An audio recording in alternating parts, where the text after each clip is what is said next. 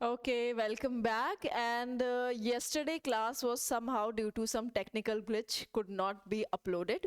And yesterday I started IVC, that is Indus Valley Civilization. बस थोड़ा Indus Valley civilisation complete कर दिया था एंड देन उसके बाद वैदिक एज शुरू किया था। वैदिक एज में सिर्फ इतना बताया था कि आर्यंस कौन थे।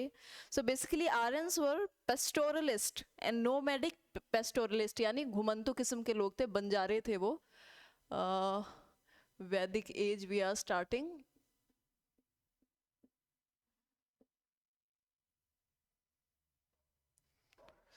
सो आर्यंस के बारे में जो बातें लिखी गई थी, इससे पहले आईवीसी के जो फैक्ट्स थे लगभग लगभग बता दिए गए थे, राइट।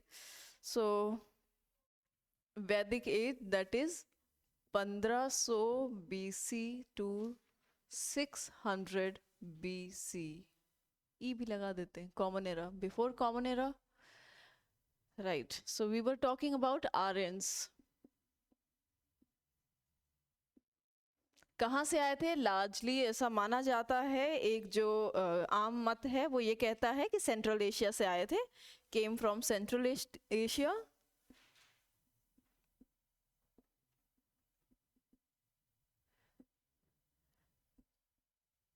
पैस्टोरलिस्ट, गाय इनकी जो है मेन संपत्ति गाय होती थी, और गायों के लिए युद्ध भी लड़ते थे। उसका नाम रखा गया था गविष्टि। क्या उस चैप्टर में दिखा आपको गविष्टि? Okay. So cattles were their main property.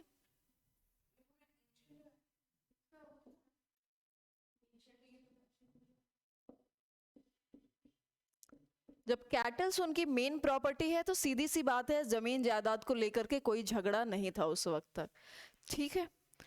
और उनकी भाषा मेनली संस्कृत थी। संस्कृत वॉज देयर लैंग्वेज, और Sanskrit Indo Aryan language group का हिस्सा है। साउथ की जो भाषाएं हैं वो होती हैं Dravidian group of languages. Sanskrit was language and Indo Aryan language group का ही ये हिस्सा है।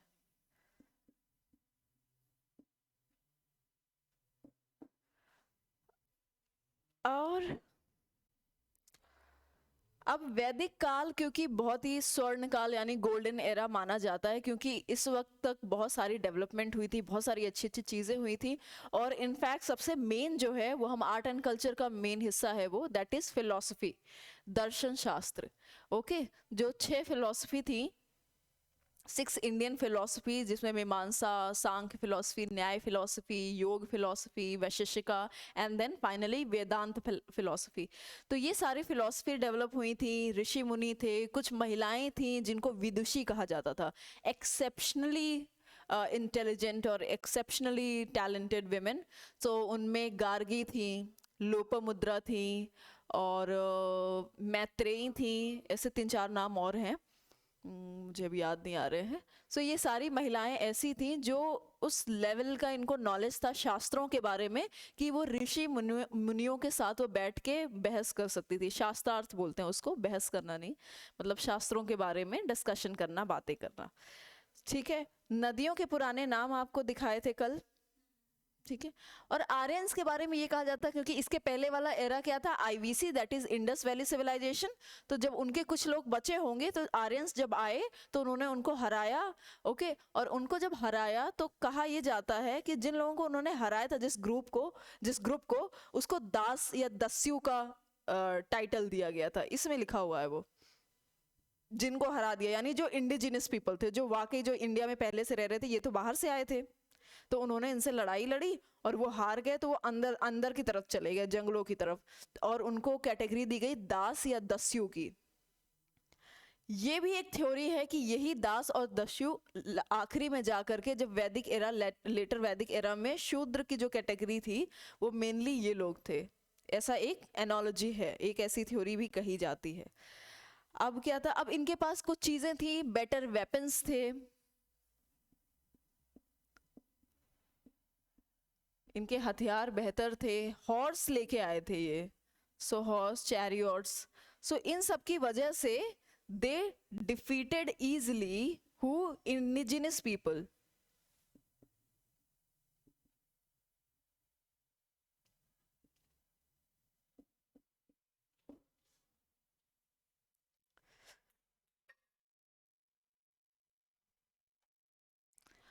अब एक इनका ये बेसिक इंट्रोडक्शन हो गया। अब आपको इनके जो है सोसाइटी के बारे में हम कुछ बात करते हैं। तो सोसाइटी के बारे में एक पहली मेन बात तो ये है कि इनका जो सिस्टम था बेसिकली ट्राइबल था। ठीक है, ये ट्राइबल लोग थे। सो जैसे हम देखते हैं ना महाभारत में हमें दिखाया जाता है, तो जब जो शो में हम देखते हैं टीवी में, सो उसमें कितना ग्रैंड्योर दिखाते हैं ना, बहुत सारा। बट ऐसा ये भी हम समझ सकते हैं कि उस टाइम पे इतना ग्रैंड्योर नहीं रहा होगा, बिकॉज वो बेसिकली कबीले वाले लोग थे, ट्राइब्स की ग्रुप में रहते थे वो।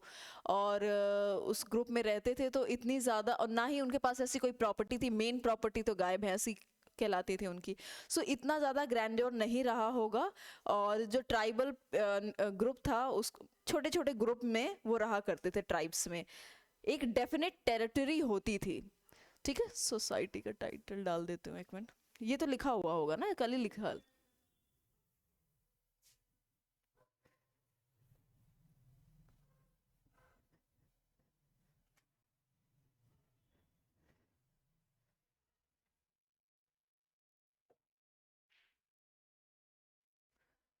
Society, first point, tribal in nature. Society किस नेचर की थी? ट्राइबल नेचर की थी।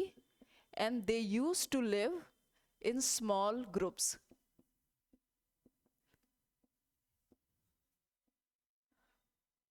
छोटे छोटे ग्रुप्स या क्लैंस में वो रहते थे।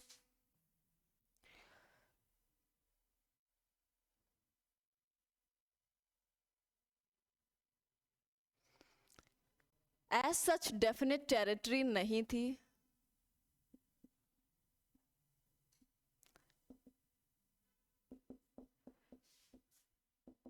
क्यों नहीं थी? बिकॉज मेन मुद्दा यह था कि हम ज्यादा से ज्यादा कैटल एक्वायर करें। ठीक है, their main aim was to acquire as much cattle as they can.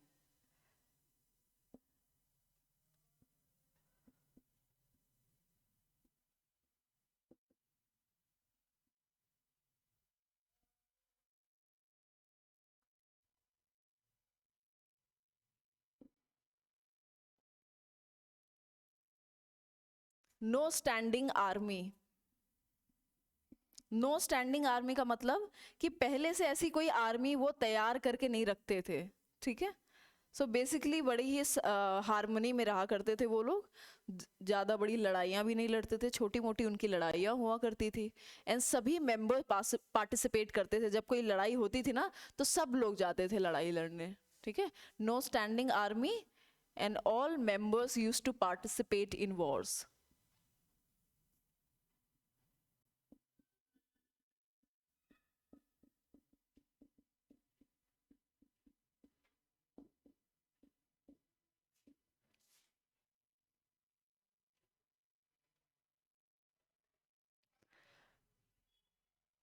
ये हम अर्ली वैदिक पीरियड की बात कर रहे हैं। ठीक है, ये जो मैं आपको फैक्टर्स बता रही हूँ, ये अर्ली वैदिक पीरियड की है। हाँ, जब मतलब नया नया बन रहा था, सेट हो रहा था। ठीक है, अब जब ये और सेट होगा तो क्या होगा? सीधी सी बात है, जब और सेटलमेंट बढ़ेगा, मैच्योर होगा, तो ये जो टेरिटरी अभी डेफिनेट नहीं है, ये टेरिटरी अब वो एक्वायर करने लग जाएंगे, लड़ाइयाँ बढ़ेंगी। ठीक है, प्रॉपर्टी के लिए धीरे धीरे चीज़ें आएंगी। बट शुरुआत में ये नहीं रहता है। अभी हम पहले अर्ली वैदिक की बात करते हैं। किंग यानी राजन, राजन बोला जाता था। तो राजन कौन होता था? बेसिकली इलेक्टेड होता था। Yes, he use to be elected. जो ट्राइब में जितने लोग होते थे वो सब मिल करके राजा को इलेक्ट करते थे। और इससे हम ये समझते हैं कि जब अगर हेड इलेक्टेड है तो क्या मतलब हुआ? किस किस प्रियम्बल में एक वर्ड है, मैंने बताया था, प्रेसिडेंट अगर इलेक्टेड है, Republic. So Republic form of society थी ये, जहां पे हेड वाज इलेक्टेड।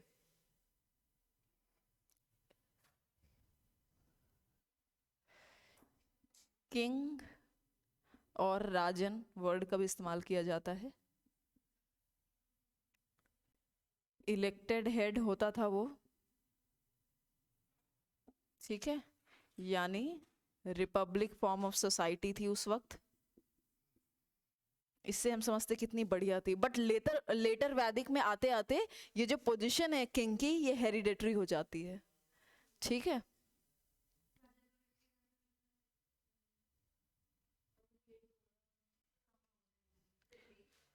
और जो हम अभी हमने बताया था ये tribal in nature, use to live in small groups, in small groups को बोलते थे जन। जन जो हिंदी का वर्ड है ना, जन, जन और ग्रुप ऑफ पीपल, हिंदी में नहीं है वर्ड। जन सुना होगा ना, जन जन बोलते हैं, जन यानी लोगों का समूह। सो उसी को बोलते थे, जो स्मॉल ग्रुप्स हुआ करते थे ट्राइब्स के, उनको जन बोलते थे, JANA, जन। और यही हाईएस्ट पॉलिटिकल यूनिट हुआ करती थी। इसके बाद जो यूनिट होती थी उसको बोलते हैं विलेज या फिर ग्राम। ठीक है।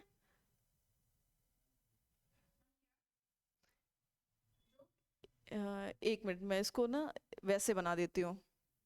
एक सवाल आया था, उसमें ऐसे लिखा हुआ था कुल, ग्राम, जन, सभा, एंड देन हाँ, सो उसमें ये पूछा गया था कि इनको ऑर्डर में लिखो, यानी सबसे छोटी यूनिट कौन सी है, उससे बड़ी कौन सी है, उससे बड़ी कौन सी है। सो ऐसा एक MCQ आया था, तो मैं आपको इसके बारे में थोड़ा सा अच्छे से बता देती हूँ। It's dried.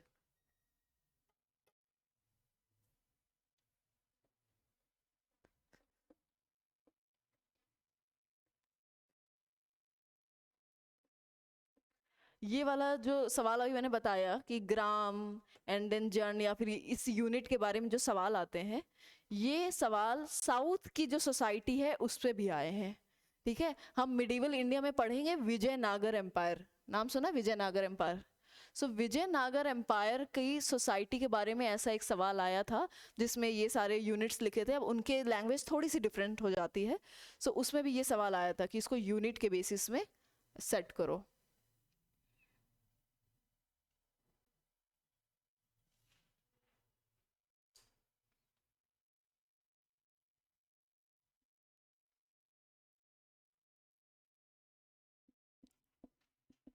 Political unit order में बताती हूँ। सबसे पहले तो होता है कुल। कुल वर्ड तो सुना होगा, आज भी इस्तेमाल होता है, हमारे कुल में इतने लोग हैं, है ना। कुल के बाद आता है ग्राम।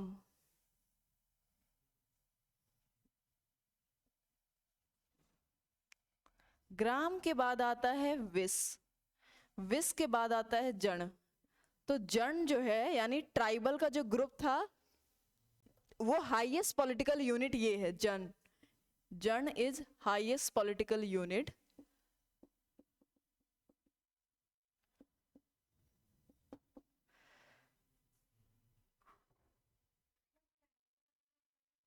क्या ट्रायंगल भी कर सकते हो या फिर ऐसे भी कर सकते हो, कुल,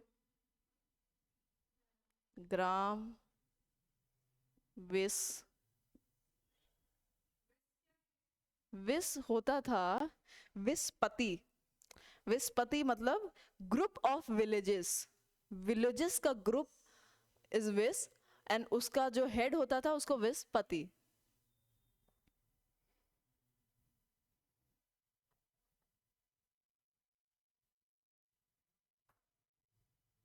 ग्राम इज विलेज। ठीक है।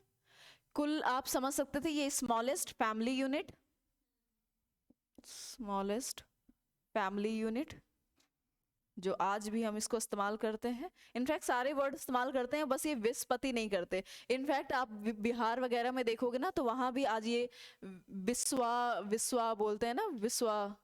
विस्वा मतलब लैंड की एक यूनिट होती है। So it's like that. Gram is village.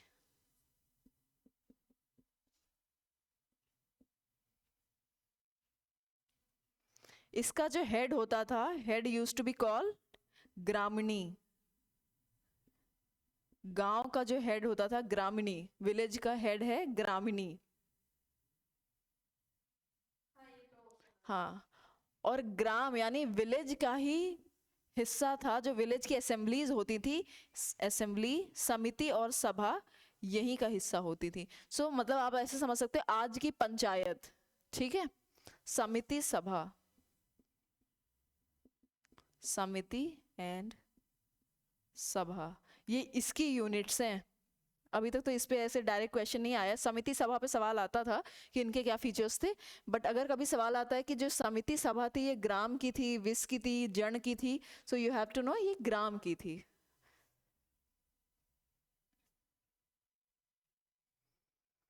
सो समिति वॉज लाइक, यहाँ पे थोड़ा सा डाइसी है याद करने में। अब जैसे आज की डेट में हम क्या बोलते हैं, ग्राम सभा। और ग्राम सभा जब हम पंचायत में देखते हैं तो ग्राम सभा में गांव के, उस पंचायत के, उस गांव के जितने भी लोग हैं सब उसका हिस्सा होते हैं, ठीक है, ग्राम सभा में। और उस टाइम पे जो ये समिति थी, समिति सभा की तरह काम करती थी, यानी समिति में सारे गांव के लोग उसका हिस्सा होते थे। इसको बोलते थे असेंबली ऑफ पीपल, ठीक है। समिति के आगे लिखो असेंबली ऑफ पीपल।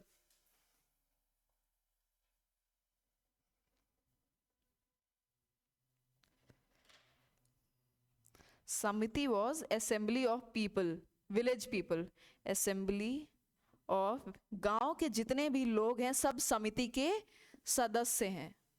कोई भी डिसीजन मेकिंग होगी सबके साथ होगी। सभा क्या होती थी, सभा इज लाइक और भी सिलेक्टेड लोग, यानी जो कुछ सीनियर लोग होंगे जो डिसीजन मेकिंग में जो बड़े की तरह काम करेंगे, वो सिलेक्टेड लोगों का हिस्सा होता था सभा। ओके,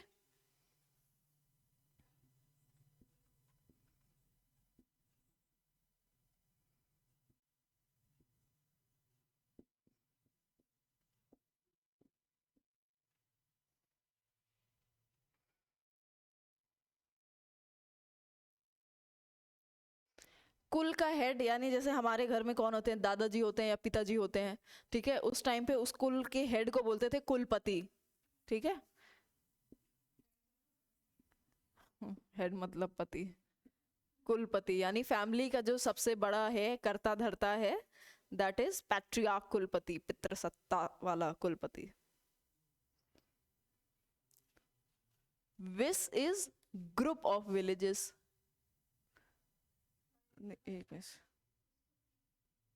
विस्पति,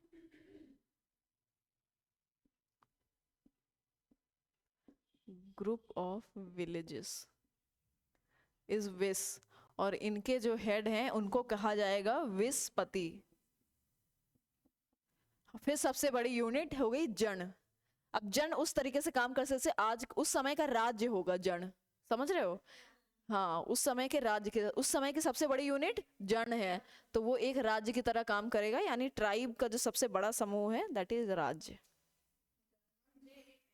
हाँ, हिंदी में लिख लो ऐसे, जन, जन गण मन में आता है ना जन, हम आम भाषा में जन बोल देते हैं, जन, है ना, बट शुद्ध हिंदी में ड़ा आता है, जन। अब इसके बाद सबसे नोटोरियस सिस्टम दैट इज वर्ण सिस्टम, ठीक है। वर्णों के बारे में आर्य, ये वैदिक काल से ही ये शुरू हुआ था, वर्णों के बारे में कैसे सिस्टम था। लेकिन उस वक्त तक कैसे शुरू हुआ था, आज की डेट में क्या है कि जो मोबिलिटी है वो काफी हद तक रुक गई है, राइट।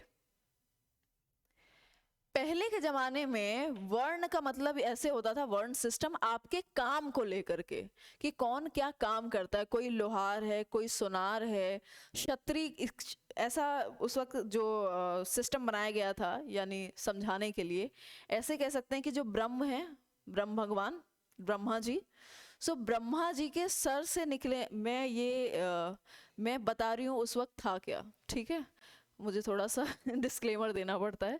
सो मैं ये बता रही हूँ उस वक्त का सिस्टम क्या था। तो ब्रह्मा जी हैं, ब्रह्म जी, सो उनके सर से निकले हैं कौन, ब्राह्मण। सो उनका काम क्या होगा, यानी जो भी डायरेक्शन देना, ठीक है, बेसिकली उनका ये था डायरेक्शन देना, ज्ञान बांटना, काम ये था, ऐसा सिस्टम निकाला गया था। और शुरुआत में ये सही भी चल रहा था, इसमें गड़बड़ तब आई लेटर वैदिक काल से, इसमें गड़बड़ आनी शुरू हो गई, यानी उसके बाद ये बहुत रिजिड हो गया। जब आप रिजिडिटी ले आते हो किसी चीज में तो फिर शोषण शुरू हो जाता है। इस समय क्या था कि जो ब्राह्मण का काम था शिक्षा देना, ज्ञान देना, डायरेक्शन देना, दिशा देना, ठीक है, जो भी इंपॉर्टेंट कर्म कांड होते हैं, पूजा पाठ, उसमें उनका रोल होता था। उसके बाद क्षत्रिय आते थे। क्षत्रिय कहा जाता था कि ब्रह्म के शोल्डर्स से आए हैं, ठीक है। सो उसलिए उनका काम होता था तलवार चलाना यानी रक्षा करना। क्षत्रिय वर्ड का मतलब ये है कि जो शस्त्र प्रदान करे, यानी जो आपको शस्त्र प्रदान करे यानी प्रोटेक्शन दे। सो क्षत्रिय का काम था लड़ाई लड़ना, तो जब वो लड़ाई लड़ते थे तो वो ही राजा बनते थे, ठीक है। अब इसके बाद ग्रुप आएगा वैश्य। वैश्य का काम था जो ट्रेडिंग है ना, ट्रेडिंग जो आज की डेट में जिसको बनिया कहते हैं।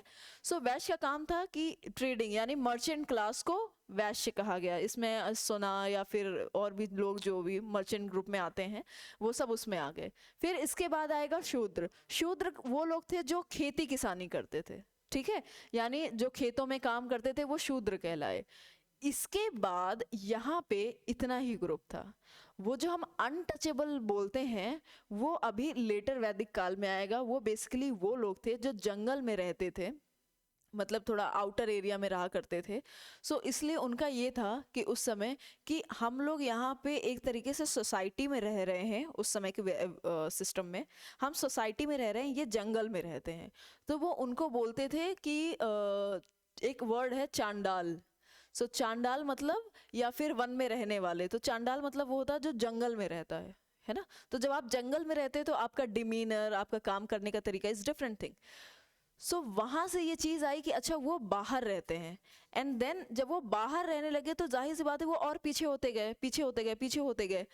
एक समय ऐसा आया लेटर वैदिक काल में या फिर आयरन एज जब मौर्यन काल शुरू होता है, एक समय ऐसा आया कि वो इतने पीछे हो गए कि उनको वो लोग अस्पृश्य मानने लगे, यानी जिनको छूना नहीं है, यानी ये डर्टी है या फिर जो भी हमारी सोसाइटी से बिल्कुल अलग रह रहे हैं।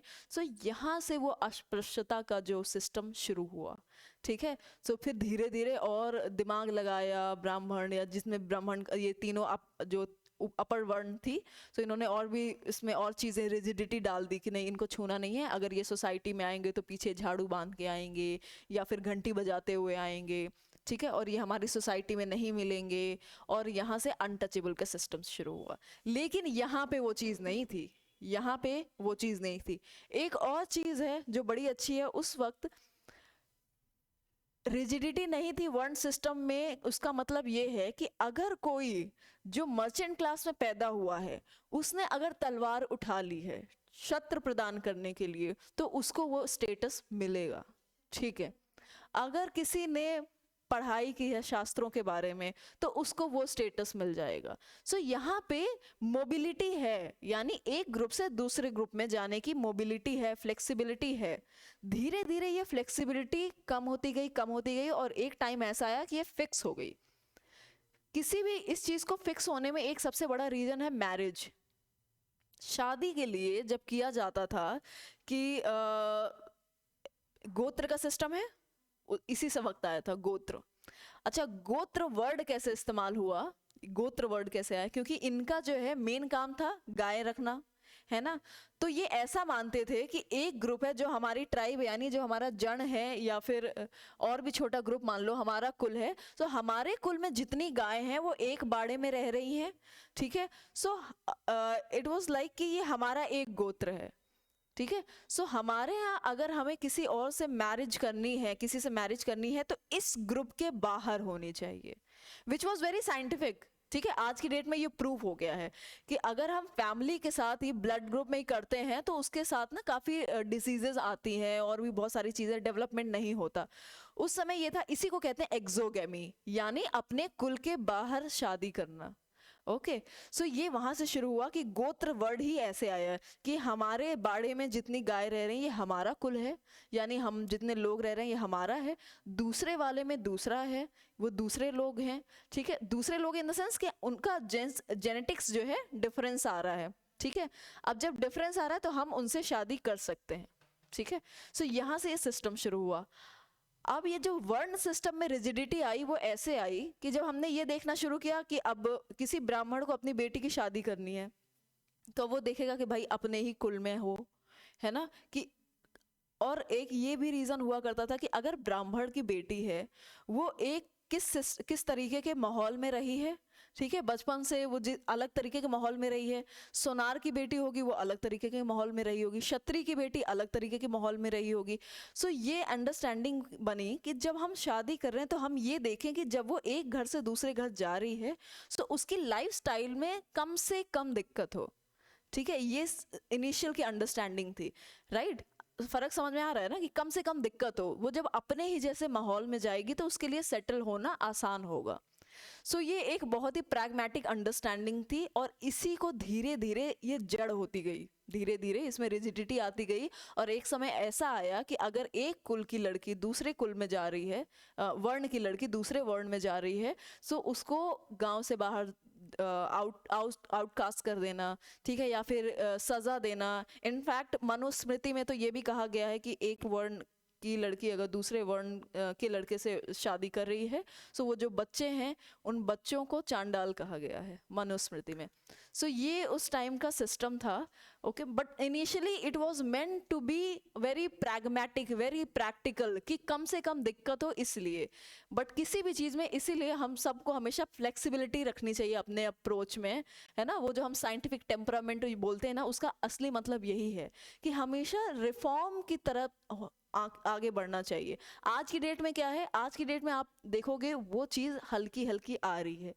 कोई आईएएस होगा तो वो देखेगा कि आईएएस से ही शादी कर लो, कोई डॉक्टर होगा वो डॉक्टर से शादी करता है। Isn't this true, right. मतलब एक प्रेफरेंस दिया जाता है कि दोनों की लाइफ थोड़ी सी आसान हो जाए, राइट, इन दैट सेंस। कोई आर्मी वाला होगा तो वो देखेगा कि कोई लड़की, या आर्मी में तो नहीं होती है, कम ही होती हैं, बट ये देखेंगे कि उस ऑफिसर की बेटी हो, है ना, आर्मी ऑफिसर की हो, सो दैट शी नोज कि किस तरीके की हार्डशिप है। उसने अपनी माँ को देखा होगा, अपने पिताजी को देखा होगा बचपन से, तो शी नोज कि किस किस्म की हार्डशिप होती है, तो I will be able to get settled into this system. So ये वाली जो चीज़ें थी, जब इनमें रिजिडिटी आ गई तो दिक्कतें आ गई। दिक्कतें आई तो मन भी बिल्कुल सिकुड़ गया, दिमाग का विस्तार होना कम हो गया। So it's like that. So हम वर्ण सिस्टम को एक बार लिख लेते हैं कि वर्ण सिस्टम में क्या था। बस अब दोनों में फर्क ये है, अर्ली वैदिक पीरियड और लेटर वैदिक पीरियड के डिफरेंस को लेकर के सवाल आते हैं, ठीक है। प्रीलिम्स में भी आएंगे, मेंस में तो एनालिसिस बेस पे आएंगे ही आएंगे। अभी हम सिर्फ अर्ली पढ़ रहे हैं, ठीक है। ये सारे अर्ली के फीचर्स हैं।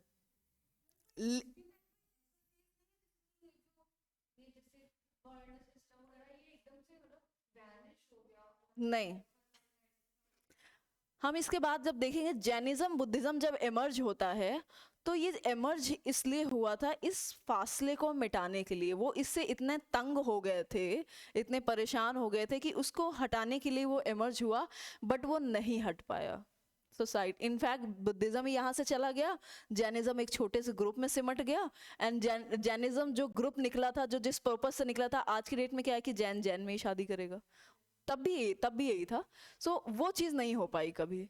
आज की डेट में वो चीज़ पॉसिबल है, बिकॉज आज की डेट में क्या है, एजुकेशन सबको दी जा रही है, लड़की को भी दी जा रही है, लड़के को भी दी जा रही है, पूरा ग्लोबलाइज्ड वर्ल्ड है। हम आज की डेट में फिजिबिलिटी ये देखते हैं कि चलो ठीक है, वो लड़की जा रही है काम करने, विदेश जा रही है, सो विल सी कि वहीं पे काम करने वाला कोई मिल जाए, उसी के जैसा काम करने वाला कोई मिल जाए, तो they will be able to settle down properly. So आज की डेट में प्रेफरेंस वही दिया जाता है कि किस बेसिस पे, क्लास के बेसिस पे, काम के बेसिस में। और उसमें अगर देखा जाए प्रैक्टिकली तो कुछ गलत भी नहीं है, ठीक है। In a way marriage is about, marriage is an institution, that is fine. ये एक संस्था है, एक सोसाइटल संस्था है। इसका पर्पस क्या है, प्रोक्रिएशन। फैमिली बनेगी, फैमिली की यूनिट्स बनेगी, उन यूनिट से एक सोसाइटी क्रिएट होती है, ठीक है। अब उस सोसाइटी है, फैमिली से जो बच्चे पैदा हो रहे हैं उनके कुछ अधिकार हैं, है ना, प्रॉपर्टी राइट्स को लेकर के, सिटीजनशिप को लेकर के, आगे बढ़ने को लेकर के एक लीगैलिटी जो प्रोवाइड की जाती है, वो इसलिए प्रोवाइड की जाती है कि सोसाइटी में स्मूथ फंक्शनिंग हो, है ना, सब लोग ऑर्डर में रहें। So marriage is like that. So इसका मेन पर्पस क्या है, प्रोक्रिएशन, एक फैमिली क्रिएट करना, एक सोसाइटी का, एक अच्छी सभ्य सोसाइटी का हिस्सा बनना। तो जब हम वो उस पर्सपेक्टिव से सोच रहे हैं तो हम ये देखते हैं कि जो दो लोग हैं जिनकी शादी हो रही है मेंटल लेवल पे, ठीक है, इकोनॉमिकल लेवल पे या सोसाइटल लेवल पे इक्वल हो, सो दैट उनको सोसाइटी में एडजस्ट करने में दिक्कत ना हो, ठीक है। अब ऐसा नहीं है कि हमेशा ये चलता है, एक्सेप्शंस भी होते हैं, ठीक है। वो सिंड्रेला वाली स्टोरी, क्या बोलते हैं उसको, प्रिंस चार्मिंग वाली स्टोरी जो है, फेरी टेल्स ऐसे भी होते हैं, but then one has to settle at somewhere, कहीं ना कहीं कॉम्प्रोमाइज करके लोग सेटल करते हैं, because at the end love हो, अरेंज हो, whatever it is, at the end you have to create a family, ठीक है। और जब आप फैमिली क्रिएट करते हैं तो एक सोसाइटी के रूप में चलने के लिए आपको उन बातों का ध्यान रखना भी पड़ता है, राइट। सो ऐसा कभी नहीं हुआ बेसिकली कि ये वर्ण वर्ण खत्म हुआ हो, और वेरी अनलाइकली कि खत्म हो, इसका रूप बदल जाता है। आज की डेट में वो क्लास हो गया है, कहा था ना कास्ट इज अ क्लास। सो आज की डेट में वो क्लास है, डॉक्टर डॉक्टर करेगा, आईएएस आईएएस करेगा, है ना, आईएएस आईपीएस आईएफएस, मतलब ये ऑफिसर्स ऑफिसर्स में करेंगे, ठीक है, डॉक्टर डॉक्टर में करेंगे, लॉयर लॉयर में करेगा, इंजीनियर इंजीनियर में करेगा, बिजनेस बिजनेस में करेगा। सो आज की डेट में वो भी है, सो वो क्लास का एक हिस्सा है। वर्ण सिस्टम में सबसे पहले आएंगे हमारे ब्राह्मण, क्षत्रिय, वैश्य, और ये कहा जाता है, जो अभी मैंने दास दस्यु की बात बताई ना, जो आईवीसी वाले जो कुछ बचे लोग थे इंडस वैली के, और इनको आर्यंस ने हराया था, तो ये भी एक थ्योरी है कि जो वो दास दस्यु हैं, ये शूद्र कैटेगरी का स्टेटस मिला उनको, है ना, जिनको हरा दिया गया था।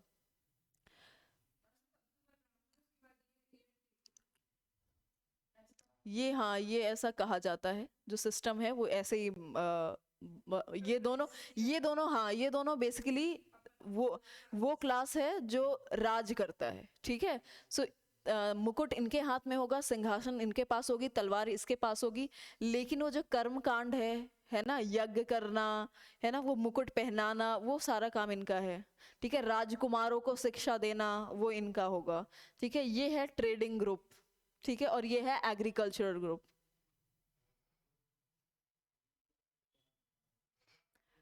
वर्ण सिस्टम और सोशल स्ट्रैटिफिकेशन, स्ट्रैटिफिकेशन मतलब लेवल्स पे उसको सेट कर दिया गया।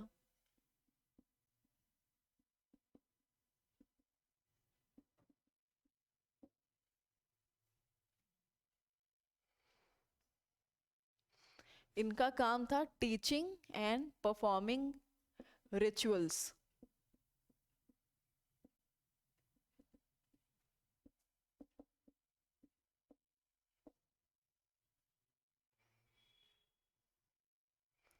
This was the warrior community.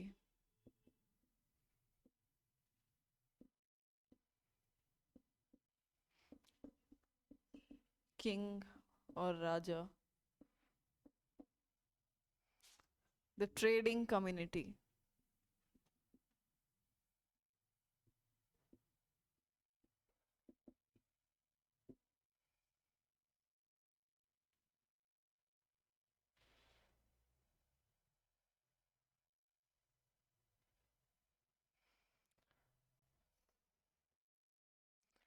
Trading community में एक्चुअली इसमें वो लोग भी आते थे जो कला उनकी, जैसे वीवर्स होते हैं ना, वीवर्स भी इसी में आएंगे, वैश्य कम्युनिटी में। और ये भी कहा जाता है कुछ कुछ जो फार्मिंग फार्मिंग के लिए जो लार्जली लोग थे, एक तो होता है लेबर्स जो किसी के खेत में काम कर रहा है, एक हो रहा है जो ओनर है, ठीक है। सो जो लार्ज फार्मर्स थे वो भी इसी कैटेगरी में आते थे, ठीक है, फार्मर्स, वीवर्स, ट्रेडर्स। अब जो किताब में लिखा गया है उसमें ये लिखा गया था, the the work for this community was to serve upper three classes.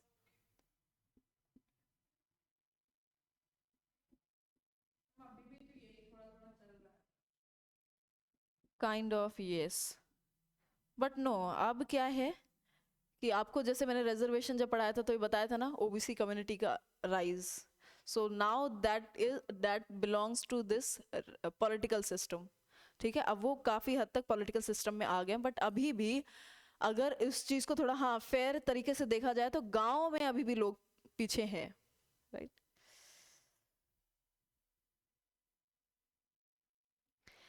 अब जैनिज्म का जो जैनिज्म और ब्राह्मण बुद्धिज्म का जो उद्गम हुआ था, उसका एक रीजन ये है कि शुरुआत में ये था, जो क्लैश ये था कि जो क्षत्रिय कम्युनिटी है, यानी कि जो राजा है, ये फर्स्ट लेवल पे आता था, ठीक है, ये सेकंड पे आते थे। हाँ, शुरुआत यही था। इनफैक्ट मनुस्मृति में भी नहीं, मनुस्मृति में चेंज कर दिया, बट हाँ ऐसे ही था कि पहले क्षत्रिय आता था, सेकंड में ब्राह्मण आता था। ब्राह्मण का काम था रिचुअल्स परफॉर्म करना।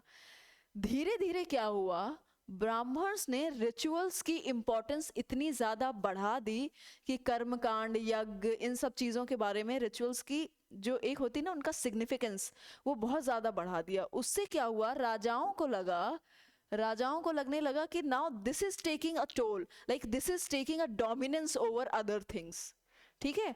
तो क्षत्रियों को ये लगने लगा कि ये रिचुअल्स बहुत ज्यादा हावी हो रहे हैं, बहुत ज्यादा हावी हो रहे हैं। सो इसीलिए जो जैन के जो तीर्थंकर, जो जैन फिलोसफी जिनको जो लेके आए, यानी महावीर जैन, और बुद्धिज्म कौन लेके आए, यस, तो सिद्धार्थ गौतम और महावीर जैन दोनों ही क्षत्रिय क्लास से आते थे, ठीक है। दे बोथ वर क्षत्रिय, दोनों राजा के बेटे थे और दोनों यहाँ से आते थे, और उन्होंने इसको पलटने के लिए ही वो नई फिलॉसफी लाए थे, वो ब्राह्मणिज्म को खत्म करने के लिए या फिर उसके डोमिनेंस को कम करने के लिए। तो ये अभी हम पढ़ेंगे आगे इसके बाद, बट अभी मैंने एक थोड़ा सा इंट्रो दे दिया। सबसे इंपॉर्टेंट बात, वर्ण सिस्टम में during this time there was flexibility to move into different वर्ण।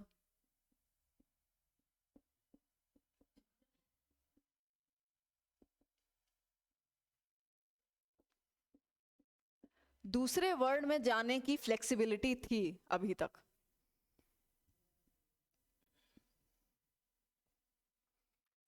ये सब you will read on this book, तो इसीलिए इसको आज कर लो। अब इसके बाद आता है एक आश्रम सिस्टम, लिख लो, इसको लिख लो, I'll erase them। ऋषि मनु,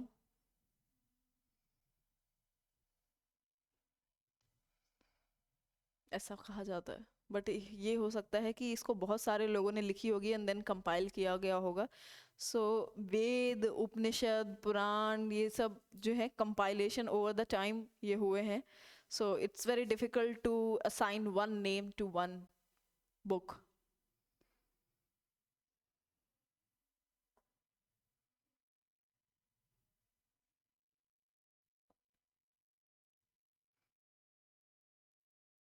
ठीक है,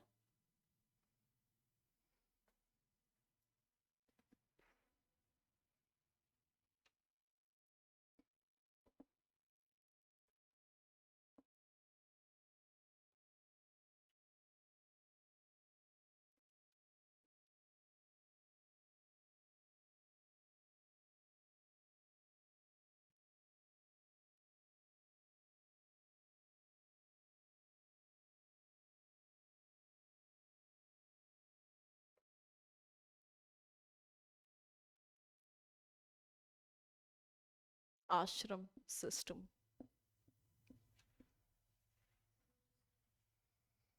अब आपने आश्रम सुने होंगे, ब्रह्मचर्य, देन गृहस्थ आश्रम, देन वानप्रस्थ, देन संन्यास।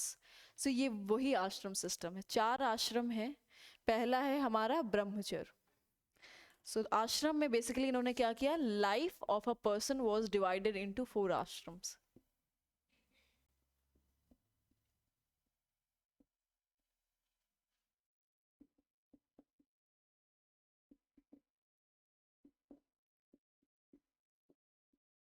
फोर आश्रम और फेजेस, लाइफ के फेजेस होते हैं ना, तो उन्होंने 4 में डिवाइड किया इसको। फर्स्ट वन इज ब्रह्मचर्य।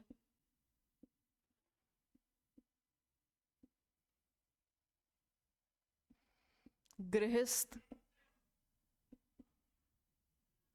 वानप्रस्थ,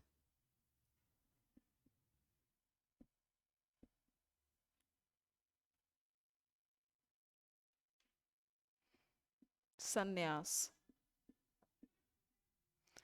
अब रामायण देखी है, सबने देखी होगी। रामायण में शुरुआत में चारों पैदा हुए, राम जी, लक्ष्मण जी, भरत, शत्रुघ्न। ठीक है, तो आपने शुरुआत में जब रामायण देखा होगा, वो छोटे छोटे बच्चे होते हैं, 5-6 साल तक बड़ा लाड प्यार किया जाता है ना।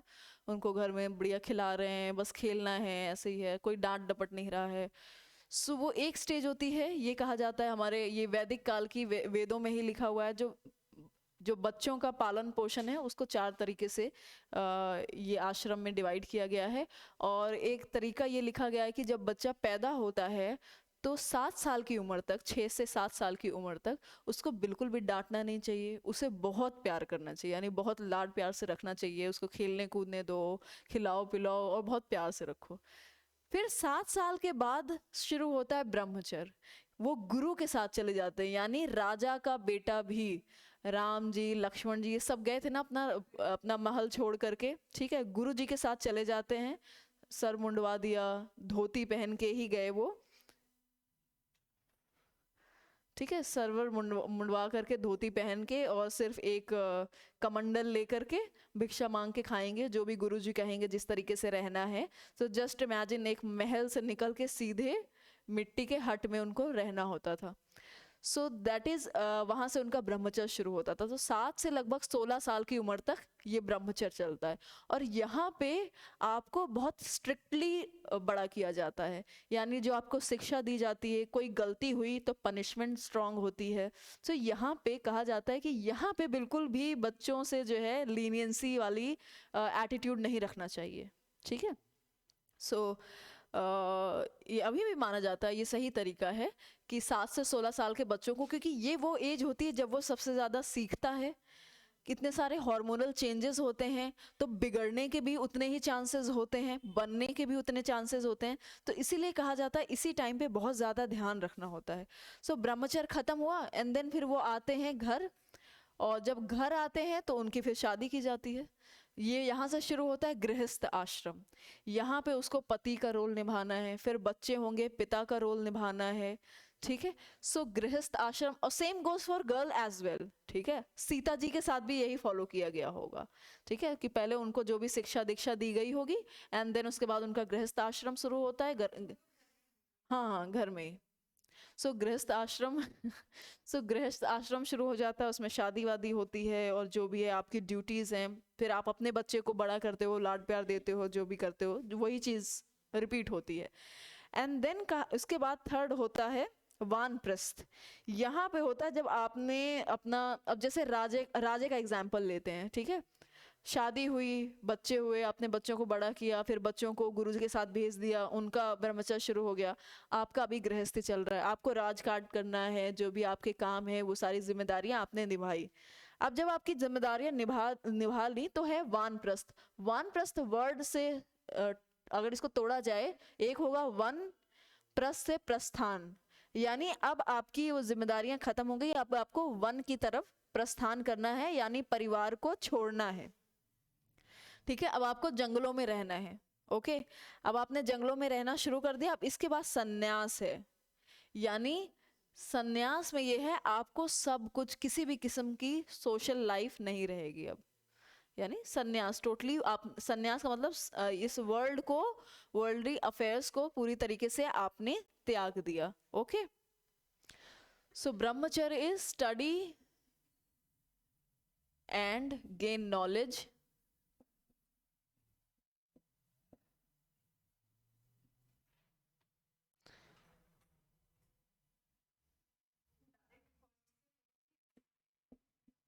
व्हाट, उस समय पे बिल्कुल जरूरी था। आपको याद होगा दशरथ जाते हैं, है ना।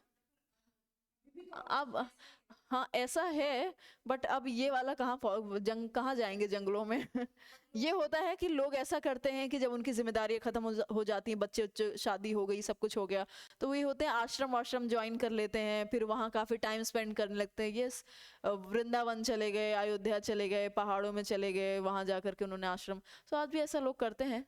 बट कोई पर्पस नहीं है आज की डेट में। मेरा पर्सपेक्टिव ये है कि जब आपने पूरी जिंदगी, अगर जैसे कोई प्रोफेशन में है, for example someone is a जज, आपने पूरी जिंदगी वो निभाई 62 साल तक, 62 साल में आप रिटायर हो गए। अब रिटायर होने के बाद, क्योंकि आपने अभी तक तो आप सरकार के दायरे में रह के काम कर रहे थे, ठीक है, आप ज्यादा कुछ नहीं कह सकते थे, पब्लिक से मिल नहीं सकते थे, जजेस के साथ ये बाउंडेशन होती है। अब जब आप एक बार रिटायर हो गए हो, डज इट मेक सेंस कि तुम सब छोड़ करके जंगल चले जाओ? नहीं ना। You have so much knowledge, you have so much experience, you can disseminate it, मतलब आप इसको डिस्ट्रीब्यूट कर सकते हो, बच्चों को अवेयर कर सकते हो, सोसाइटी को अवेयर कर सकते हो कि क्या तुम्हारे अधिकार हैं, कानून क्या कहता है। सो उसके बाद भी, एंड वो भी एक तरीके से आप सोसाइटी को कुछ दे ही रहे हो ना। So it's like that. So जंगल में, उस समय जंगल में जाने का पर्पस अलग होगा, आप उस जंगल में जा रहे हो, ज्ञान बांट रहे हो वहाँ। फॉर एग्जाम्पल कोई राजा है, वानप्रस्थ चला गया सारी जिम्मेदारियां निभा करके। अब उस टाइम पे क्या होता था कि कोई नया राजा है, वो जाता था अपने लोगों को लेकर के, मंत्रियों को लेकर के, कि उनसे सलाह मांगने। So kind of these things used to happen even then. So वो जो राजा है, जो अपनी जिम्मेदारियां छोड़ करके वहाँ जंगल में रह रहा है, अब वो एक तरीके से गाइड की तरह काम करता है। बाकी लोग आते हैं, उससे जो है सलाह लेते हैं, है ना, ओपिनियन लेते हैं, एंड देन सन्यास में तो फिर सब कुछ छूट जाता है, उसके बाद फिर कोई नहीं मिलता। So, नहीं, age limit is not important as such, but broadly you remember, okay. इसमें क्या है, बिकम हाउस होल्डर।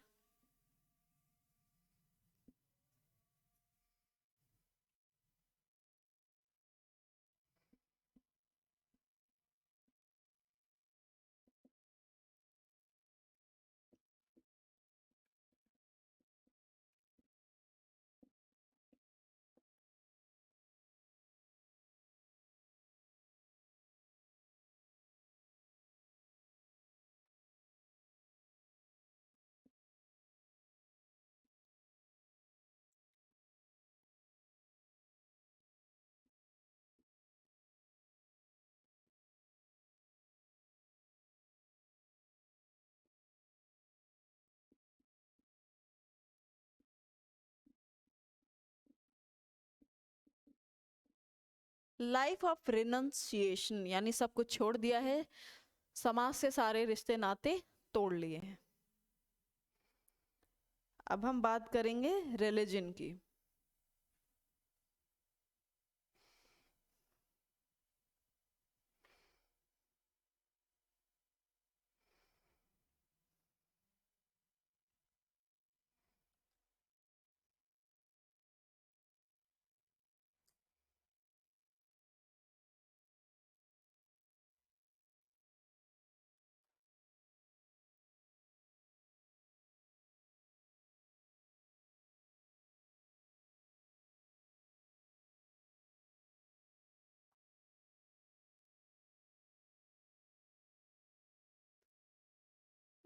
मेरा फोन दिख रहा है क्या किसी को?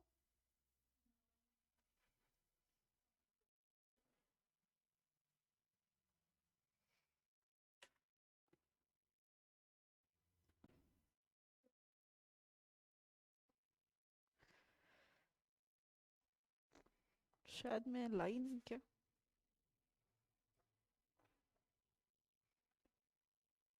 अनमोल, कैन यू चेक आउटसाइड, वो बाहर टेबल पे तो नहीं रख दिया मैंने?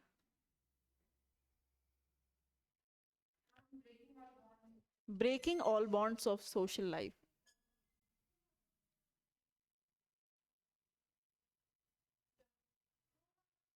चलो ठीक।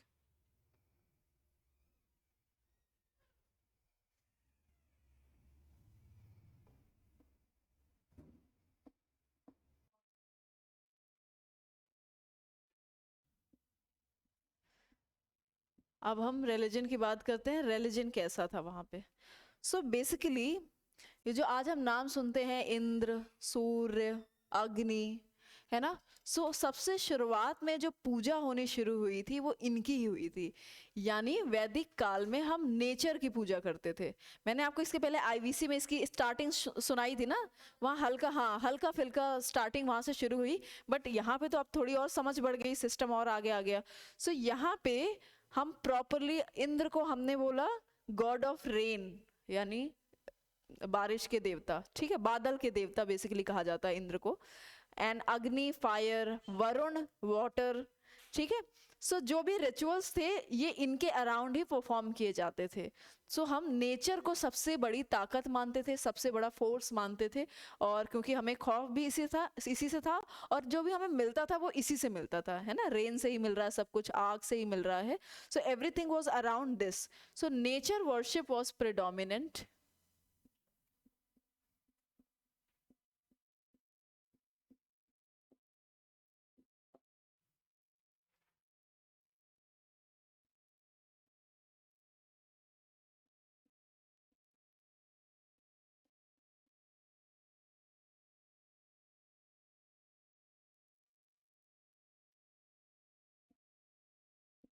Natural forces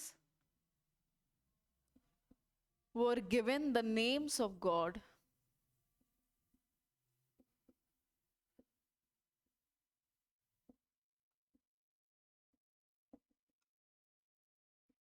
Indra, god of rain; Agni, fire; Varun, water. जो रिचुअल्स परफॉर्म की जाती थी, अच्छा, रिचुअल्स को लेके क्या क्या था, यज्ञ होते थे। यज्ञ और सैक्रिफाइस दो तरीके थे to perform rituals. Rituals were mainly yajna and sacrifices. अब यज्ञ भी कई प्रकार के हुआ करते थे, ठीक है। हाँ, यज्ञ तो प्रकार के ही होते हैं ना, सब जगह एक ही यज्ञ थोड़ी अप्लाई होता है। अब यज्ञ देखते हैं मोनार्की के लिए क्या बनाए गए थे, मतलब जो राजा है यानी राज्य के लिए यज्ञ होते थे, कि राज्य को डिविनिटी, राज को डिवाइन रूप से देखा जाता था ना, कि जो राजा है वो हमें शस्त्र प्रदान कर रहा है, हमारी रक्षा कर रहा है, हमें सब कुछ दे रहा है। सो उस मोनार्की की लॉन्ग लाइफ के लिए, उसकी स्टेबिलिटी के लिए यज्ञ हुआ करते थे। सो एक यज्ञ था राजसूय यज्ञ, ठीक है,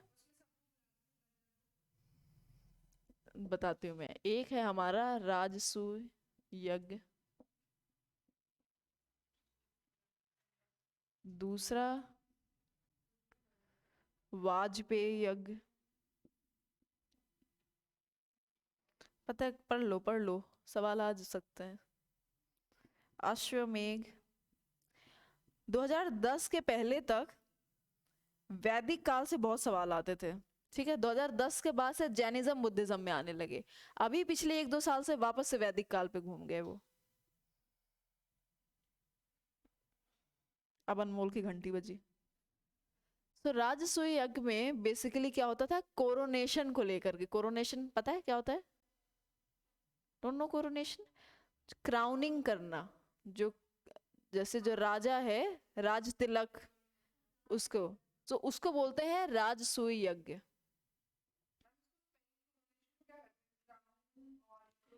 coronation,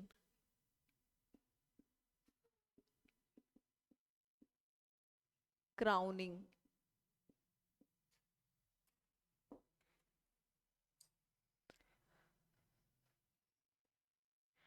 performed at the time of coronation,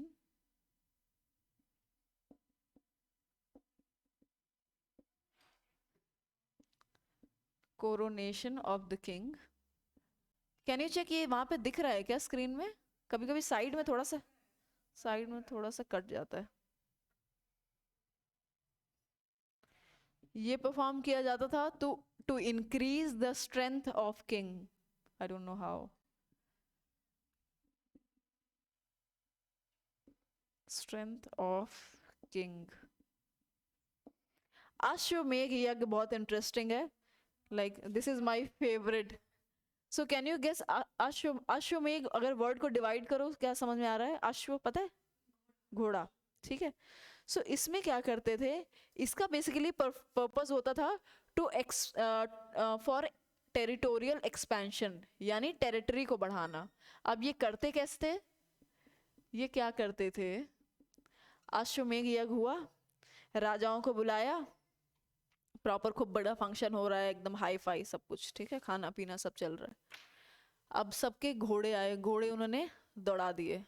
ये कहा जाता था जैसे मैं राजा हूँ, मेरा घोड़ा अगर किसी दूसरे के राज्य में अगर वो दौड़ गया, सो उसका जो जहाँ जितने एरिया में दौड़ा है वो मेरा हो जाएगा। It was as smooth as it is, ठीक है। सो दिस वॉज अश्वमेध यज्ञ, यानी टेरिटोरियल एक्सपेंशन के लिए किया जाता था कि मेरा घोड़ा किसकी जमीन पे दौड़ गया, मेरे अलावा जिसकी जमीन पे दौड़ गया वो सारी जमीनें मेरी हो गई, ठीक है। ऐसे ही किसी और का घोड़ा अगर मेरी जमीन पे दौड़ जाएगा तो फिर मुझे उसको देनी पड़ेगी। So it was like that. Very sweet है ना, कितने प्यार से घोड़ा दौड़ा दो।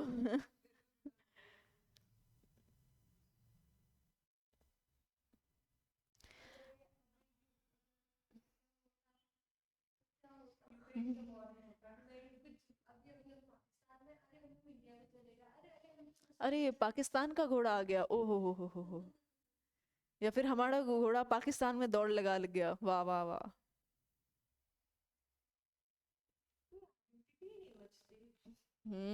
That's why territory is very important. जैसे कभी कभी लोग कहते हैं ना कि क्या जरूरत है आज की डेट में भी इतनी क्यों लड़ाइयाँ हो रही हैं, क्यों इतनी आर्मी है, क्यों इतना परमाणु बम है, ये है वो है। सो देखो, जब तक इंसान रहेगा तब तक हम ये श्योर नहीं हो सकते कि वो शांति से उसको जितना मिला है अपनी ही चादर में पैर समेट के रहेगा, कभी नहीं रहेगा। ये इंसान की फितरत है कि जितना है वो और उसको चाहिए।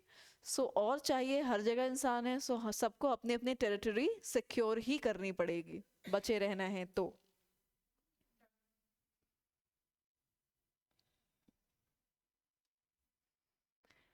अब पढ़ते हैं महिलाओं के बारे में।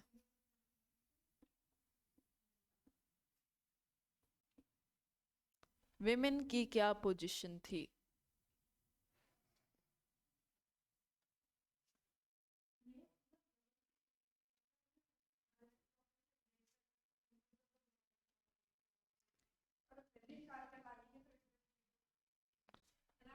क्या? हम्म, बिल्कुल बिल्कुल। ऐसे या फिर कोई आंसर है विमेन की पोजीशन को लेकर के, बिल्कुल आप डाल सकते हैं।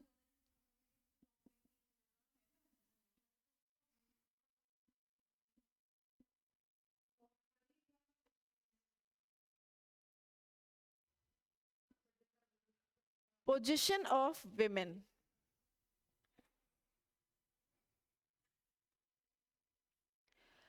हालांकि फैमिली वॉज पेट्रियार्कल, दो फैमिली वॉज पेट्रियार्कल यानी पितृसत्ता चलती थी, मगर महिलाओं की पोजीशन बहुत ही बढ़िया थी। Women were respected, were highly respected and took part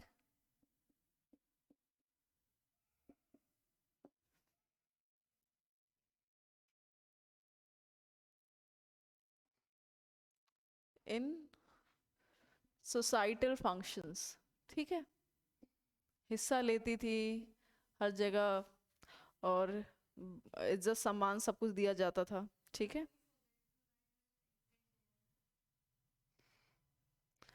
highly respected.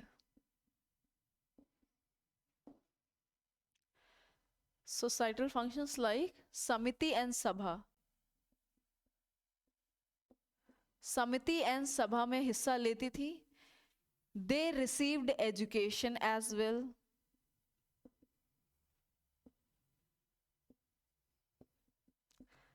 अच्छा, तभी जैसे हम रामायण या महाभारत देखते हैं तो उसमें जितनी भी महिलाएं हैं, they all are very educated, ठीक है। कोई भी ऐसी नहीं है कि किसी को कुछ आता नहीं है, शास्त्रों का ज्ञान सबको है, चाहे वो सीता जी हो, चाहे इधर द्रौपदी का हो, या फिर कोई भी महिला हो।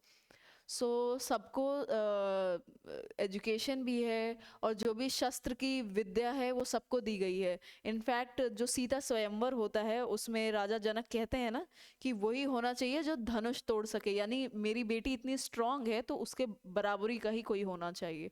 सो they were all well versed with all the education, all kinds of education.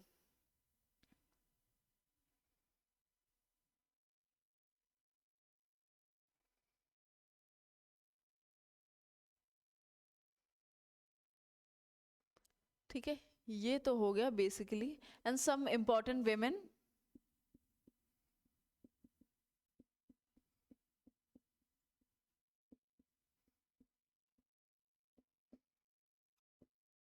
Gargi, Lopamudra, अभी मुझे तीन ही नाम याद हैं। ये जो एंशंट हिस्ट्री की आप किताब पढ़ोगे उसमें और भी मिलेंगे।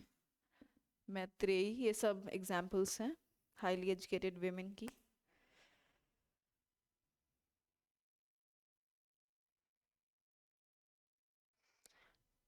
इकोनॉमी देख लेते हैं, हाँ। हम्म। क्या क्या? नहीं नहीं, ऐसे सिर्फ नाम दिया हुआ है, ऐसे कुछ, ऐसा कुछ डिटेल में नहीं दिया हुआ। You वांना read about it, you can read about it. नहीं।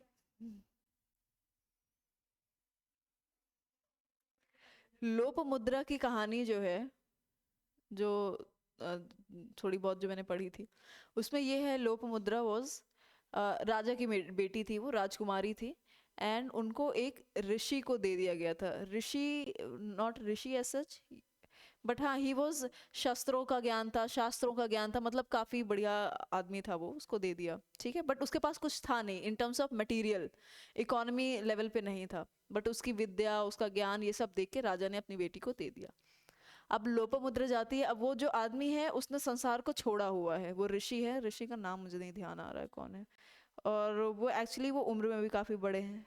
ठीक है, संसार छोड़ा हुआ है, बट लोप मुद्रा जब जाती है उनके जीवन में, तो वो उनके कहती है कि बिकॉज यू नाउ एंटर्ड गृहस्थ आश्रम, ठीक है, आपने शादी की है, आप गृहस्थ आश्रम में एंटर हो रहे हैं, now it's your duty to provide me artha, artha मतलब इकोनॉमी। अब now it is your duty to provide me every, मतलब सारे रिसोर्सेज आपका धर्म बनता है, क्योंकि आप शादी करके आए हैं, तो आप ऋषि की तरह अब नहीं रहेंगे, आप पूरी दुनिया का अर्थ कमा करके मेरे पास लेके आइए। And in a very positive way, मतलब पूरे तर्कों के साथ, तर्कों के साथ वो बोलती है, और उनको इस तरीके से वो इन्फ्लुएंस करती है, and then he goes on doing those things. So it's like that, तो she was a woman of like intellect. So वो चीज़ों को बोल रही है तो वो पूरे तर्कों के साथ कह रही है। वैसे ही गार्गी है, गार्गी के बारे में कहा जाता है कि गार्गी वो so intellectual, so intelligent about all the shastra, कि वो बड़े बड़े ऋषियों के साथ बैठ के शास्त्रार्थ करती थी। ठीक है, अब इकोनॉमी की बात करते हैं। अब यहाँ पे काइंड ऑफ टैक्सेशन आ गया था, लेकिन इतने प्यारे लोग थे, इतने अच्छे लोग थे कि टैक्सेशन को फोर्स नहीं करना पड़ता था, कोई नियम नहीं था। मतलब स्वेच्छा से आप जितनी बलि दे रहे हो या जितना भाग दे रहे हो वो माना जाता था। तो लोग अपनी स्वेच्छा से, जो मर्चेंट ग्रुप है अपनी स्वेच्छा से दे जाएगा राजा के पास, ठीक है, यानी और जो जो किसान है अपनी स्वेच्छा से दे जाएगा जितना भी उसने अर्ज किया है। सो इट्स लाइक दैट, तो बड़ा टैक्सेशन सिस्टम वाज इवॉल्व्ड।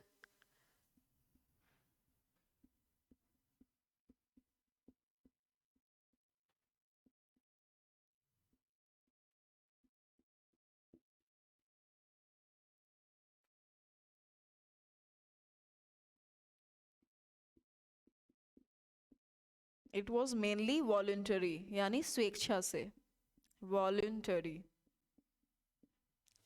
क्या देते थे, बलि या भाग?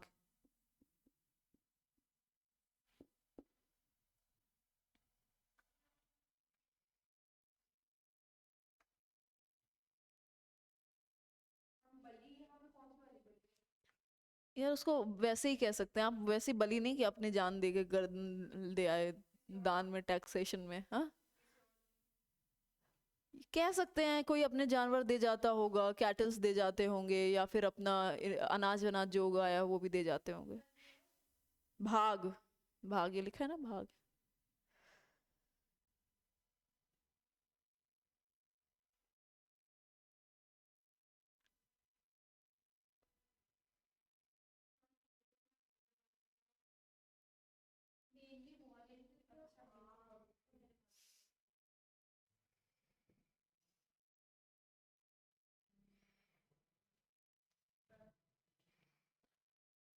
ठीक है, अब एक बार लेटर वैदिक के आपको पॉइंट्स लिखा देते हैं। बस जो चीज़ें यहाँ पे हमने देखी हैं उसी को आप रिजिडिटी में लेटर वैदिक में ले जाते हैं। क्या हो जाएगा? हाँ, हर चीज़, बस मैं उसको शॉर्ट में लिखा देती हूँ लेटर वैदिक में क्या हुआ। हाँ हाँ, या लेट इसी के आगे आप लेटर वैदिक डाल करके एक एक पॉइंट में डिटेल में, तो मैंने आपको अर्ली वैदिक का बता दिया, लेटर वैदिक में मैं आपको एक एक पॉइंट का लिख देती हूँ। सो हाँ बिल्कुल, इनफैक्ट आप बाद में ये कर लेना कि ऐसे करके बना लेना, अर्ली वैदिक, लेटर वैदिक, ऐसे ऐसे ऐसे ऐसे। सो लेटर वैदिक का बेसिकली एज आता है 1000 BCE से 600। सो लगभग 500 साल बढ़िया वाला वैदिक एज था, उसके बाद जो है ये वाला आ जाता है। अब इसमें क्या चीज़ हुई, सबसे पहले तो किंग की जो पोजीशन है हेरिडेटरी हो गई, ठीक है, बाप का राजा का बेटा राजा वाला।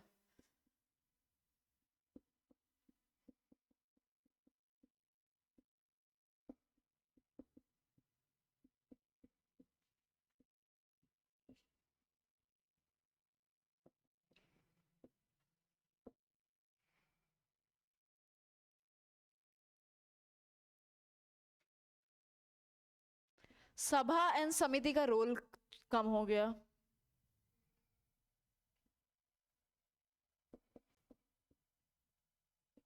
अब जाहिर सी बात है हेरिडिटी आ गया है तो बाप बेटे चाचा भतीजे सब हो जाएंगे, तो जो सभा समिति उनका रोल कम होना है, विद रिड्यूस्ड रोल ऑफ सभा एंड समिति।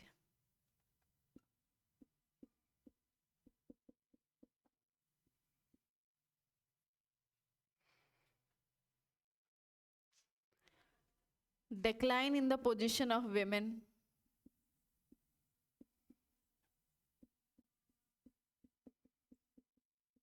पढ़ने के लिए भी अब लिमिटेशंस आ गई थी। बस कुछ इरले बिरले केसेस थे, रेयर केसेस थे, जहाँ पे महिलाओं को जो राजकुमारियां थी बस उनको कुछ को बस मिलती थी एजुकेशन, पहले सबको मिलती थी। ठीक है, decline in the position of women, no participation in samiti and सभा,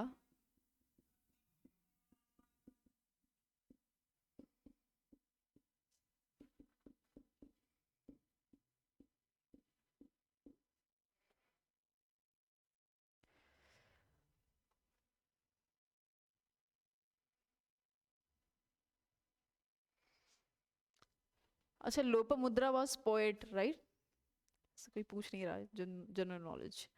ठीक है, और क्या है, वर्ण वॉज फिक्स्ड बाय बर्थ, पहले क्या था आपके ऑक्यूपेशन को लेके होता था, now varna was fixed by birth, no flexibility.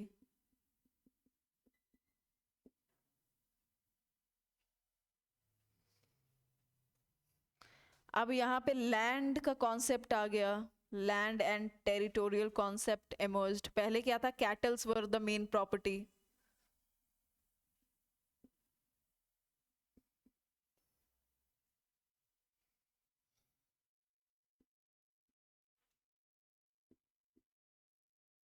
Ideas of expansion,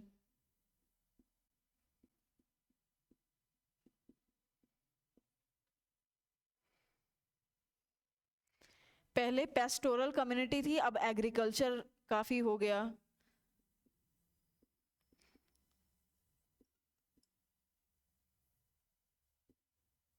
agriculture and settlement started,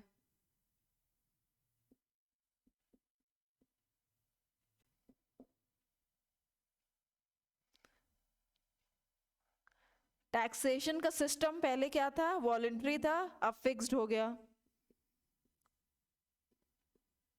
fix system of taxation.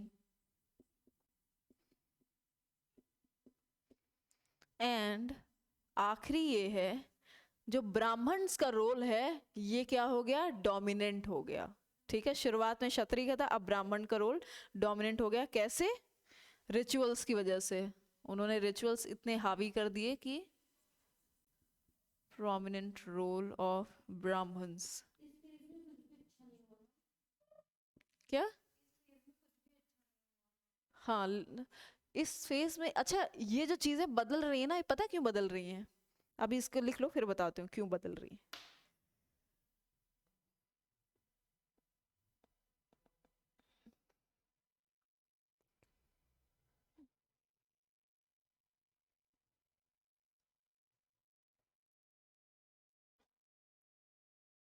लिख लिया? अब हुआ क्या, देखो ये 1000 BCE है, ठीक है। इस दौरान आयरन आ गया, ठीक है। अब हमारे पास आयरन आ गया, ये एक बहुत बड़ा बदलाव था, क्योंकि अभी तक जो ब्रॉन्ज के टूल्स बन रहे हैं, है ना, लकड़ी का सब कुछ काम चल रहा है। जब आयरन आ जाता है तो उससे क्या है, आयरन के हथियार जो बनेंगे, है ना, खेत खलिहान में काम करना आसानी होगा, लड़ाई में आसानी होगी। जब ज्यादा मजबूत हथियार आ गया तो दिमाग भी उस हिसाब से बदल गया, ठीक है। अब जब हथियार आया तो जो एग्रीकल्चर और सेटलमेंट बन रहा है, पहले पेड़ों को काटना, जमीन साफ करना, घर बनाना इतना आसान काम नहीं था। अब जैसे ही हमारे हाथ में लोहा आ गया तो हमने लोहे से जो चीजें बनाई वो मजबूत हैं। सो एग्रीकल्चर बढ़ा, ठीक है, एग्रीकल्चर बढ़ा, सेटलमेंट्स बढ़ने लगे, सेटलमेंट्स बढ़ा, उसके बाद जो हथियार भी आ गए तो हमने जो है लड़ाई झगड़ा करना सीख लिया, एक्सपेंशन, ठीक है, कि इसको काट करके इसकी जमीन हड़प लो, उसकी जमीन हड़प लो, है ना। वर्ण सिस्टम फिक्स हो गया और भी ज्यादा, पोजीशन वेमेन तो कम हो ही गई, एंड देन हेरिडिटी, हेरिडिटी आ ही जाता है एक टाइम के बाद, कब तक रिपब्लिक चलेगा, इट्स काइंड ऑफ साइकिल, ठीक है। So role of iron is important here, so let's talk about the role of iron. इसी दौरान आता है, सो आयरन कब आया था, सवाल में आएगा अर्ली वैदिक पीरियड में आयरन नहीं, आयरन आया लेटर वैदिक पीरियड में, ठीक है, लेटर वैदिक पीरियड, और इसके बाद आता है पोस्ट वैदिक पीरियड, ठीक है। पोस्ट वैदिक पीरियड में और चेंजेस आएंगे, सो इनमें वर्ड्स में डिफरेंस रखना, ठीक है, लेटर वैदिक एंड पोस्ट वैदिक। अर्ली वैदिक में तो आयरन का रोल ही नहीं है, सीधी सी बात है। सो कभी क्वेश्चन में है तो चीजों को याद रखो।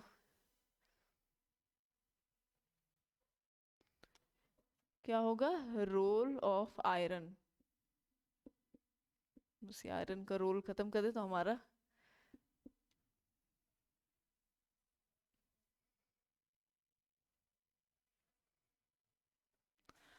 रोल ऑफ आयरन, आयरन आया तो आयरन एक्सेस बनना शुरू हो गए, है ना। उससे क्या हुआ, cleaning of forest became easy, clearing clearing of forest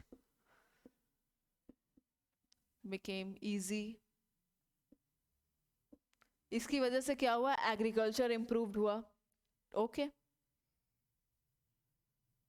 iron ploughs, यानी वो जो प्लाउज पता है ना क्या होता है, जो खेतों में नहीं यूज किया जाता है,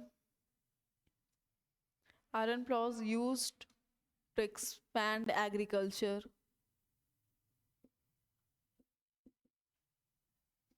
फावड़ा, फावड़ा,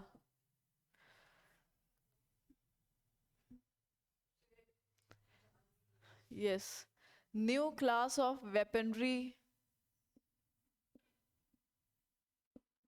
नए और बेहतरीन हथियार बनने लगे, which helped in wars and expansion। अब ये यहाँ पे आप समझना, आयरन आया है ना, अब धीरे धीरे हम गंगा की तरफ बढ़ रहे हैं, ठीक है, उधर से धीरे धीरे धीरे धीरे बढ़ रहे हैं। अभी तक तो वैदिक काल कहाँ पे था, वो कुरुक्षेत्र वाला जो एरिया है वहां पे, अब हम थोड़ा सा ईस्ट की तरफ जाएंगे, क्योंकि वहां फर्टाइल जमीन और ज्यादा है। मौर्यन काल तक आते आते हम बिहार में राज कर लेंगे, ठीक है।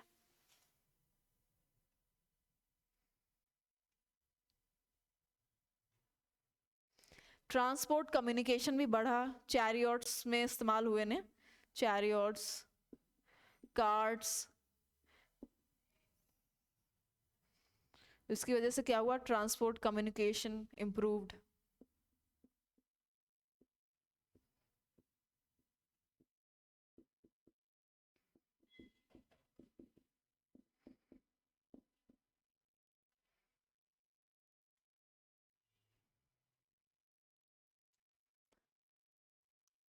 अच्छा अभी इमेजिन करो जैसे आज का जो टाइम है इसकी हिस्ट्री जब कभी भविष्य में लिखी जाएगी, सो पहले क्या था 1990 के पहले तक हम इतना इमेजिन नहीं कर सकते थे कि विदेश जाना है इतना आसान होगा, ठीक है। 1990 के बाद से ग्लोबलाइजेशन किसी धीरे धीरे बढ़ा, आज की डेट में इट इज़ लाइक नथिंग, है ना। यूरोप में किस हिस्से में क्या हो रहा है और भी किसी दूसरे छोटे से आइलैंड में क्या हो रहा है, कहाँ पहुँचना है, इट्स वेरी इजी।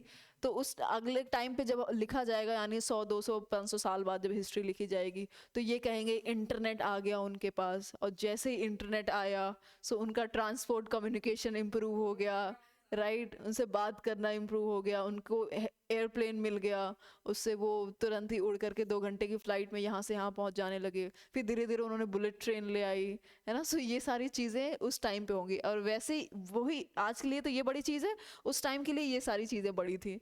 आयरन मिल गया, अब सोचो बेचारे उस टाइम पे उनके लिए आयरन मिलना ही कितनी बड़ी बात थी। जैसे आज के टाइम पे अब हमारे अभी क्या चल रहा है 5G, ठीक है 5G चल रहा है। एंड एक अभी ये नया आया है चैट जीपीटी, सुना है? इसके बारे में पढ़ो, ये क्वेश्चन में आ जाएगा, काफी न्यूज में चल रहा है ये चैट जीपीटी। इसमें क्या होता है, ये एआई आर्टिफिशियल इंटेलिजेंस से एम्बेडेड ये एक सिस्टम है, चैट सिस्टम। ऐसा माना जा रहा है अभी ये ट्रायल पीरियड में चल रहा है, ऐसा माना जा रहा है जब ये आ जाएगा तो ये गूगल को रिप्लेस कर देगा। ये एआई एम्बेडेड है यानी आर्टिफिशियल इंटेलिजेंस है। हम इसमें जब बात करेंगे ना, हम इससे बात कर सकते हैं, हम इससे काम करवा सकते हैं। हम जैसे मैं बोलूँ एंशियंट हिस्ट्री के नोट्स बना दो पोस्ट वैदिक के, तो ये बना देगा, ठीक है। मैं इसको बोलूँ कि अभी किसी ने एक ट्विटर में ट्रेंड कर रहा था, किसी इंसान ने चैट जीपीटी को बोला कि शशि थरूर स्टाइल में एप्लीकेशन लिखो, लीव एप्लीकेशन। तो उसने वाकई शशि थरूर के स्टाइल में लिखा, मतलब टफ टफ इंग्लिश के वर्ड्स इस्तेमाल करके। So it's like that. तो chat GPT is new technology जो कि अब क्योंकि आर्टिफिशियल इंटेलिजेंस अब सवालों में आ रहा है, बिकॉज ये पिछले 3 4 साल से बहुत न्यूज़ में है, बहुत इंप्रूवमेंट भी हम कर रहे हैं इसमें। So read about it, chat GPT क्या है, ठीक है, क्या किस टेक्नोलॉजी पे काम करता है। नहीं नहीं नो, अनफॉर्चुनेटली नो। सो चैट जीपीटी है या फिर 5G है, 5G पे सवाल बहुत आता है, ठीक है। और आर्टिफिशियल इंटेलिजेंस हम कहाँ कहाँ घुसा सकते हैं, लाइक अब रोबोट्स आ रहे हैं, कितने फ्रेंडली रोबोट्स हैं, है ना। मतलब it's like having your own friend, है ना। जापान में तो some people are even marrying robots, I don't know why. So it is happening like that, ठीक है। सो ये वाली चीजें हो रही हैं, ओके। सो अब 500 साल बाद इस चीज को दिखाया जाएगा, हो सकता है 500 साल बाद और भी पता नहीं क्या क्या चीजें हो जाएं, आर्टिफिशियल वो ह्यूमंस भी आने लगे, जीन एडिटेड ह्यूमंस जैसे।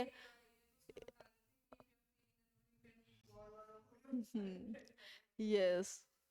सो ऐसे बहुत सारी चीजें हैं। एक एक कोई रोबोट है एंड शी लुक्स लाइक, उसका इंस्टाग्राम अकाउंट भी है उस रोबोट का, मैं उसका भी नाम भूल गई, उसका क्या नाम है। लड़की है वो, और वो अपना पोस्ट डालती है इंस्टाग्राम में, इट्स अ रोबोट, ठीक है। पोस्ट डालती है कभी एक्सरसाइज करते हुए, कॉफ़ी पीते हुए, और अच्छे अच्छे कैप्शंस डालती है। एंड दूर से अगर देखो ना, उसको रन करते हुए देखो, ऐसा लगेगा वाकई एक लड़की दौड़ रही है। मुझे अभी नाम नहीं ध्यान आ रहा। So it's like that. तो things are actually changing at rapid space.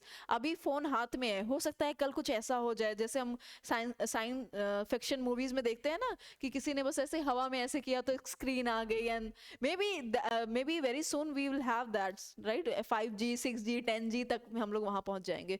सो 500 साल बाद वो चीज़ बहुत बड़ी हो जाएगी।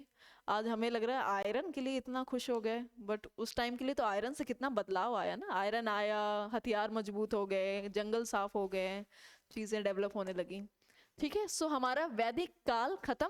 अब कल से होगा 600 BCE से पोस्ट वैदिक पीरियड एंड मॉडर्न एज, ठीक है। तो कल का टॉपिक हमारा मॉडर्न एज होगा। So today you have to read about वैदिक काल का जो पूरा चैप्टर है, रीड इट, यही चीज आपको मिलेगा। सो आपका रिवीजन ही होगा एक तरीके से। Okay, thank you.